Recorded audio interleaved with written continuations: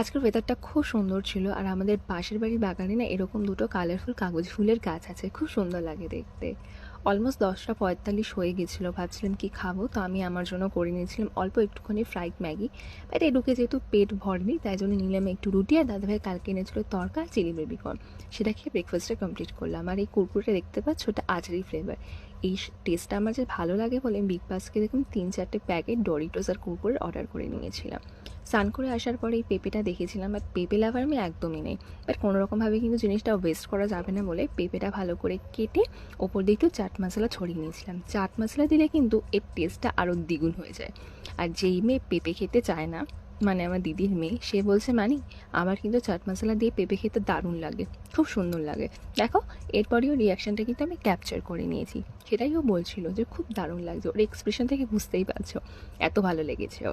ইভিনিংয়ে আমি করেছিলাম আমার জন্য একটু লিকার চা, আর সাথে একটা বিস্কুট। বাপি সেদিনকে এনেছিল একটু রসমালাই। আমি যেহেতু মিষ্টি খেতে একদম ভালোবাসি না, তাই জন্য বাপি স্পেশালি আমার জন্য এটা এনেছিল। রাতে করেছিলাম মিক্সড ফ্রাইড রাইস আর আলুর দম। এটা ছিল আমার রাতের ডিনার।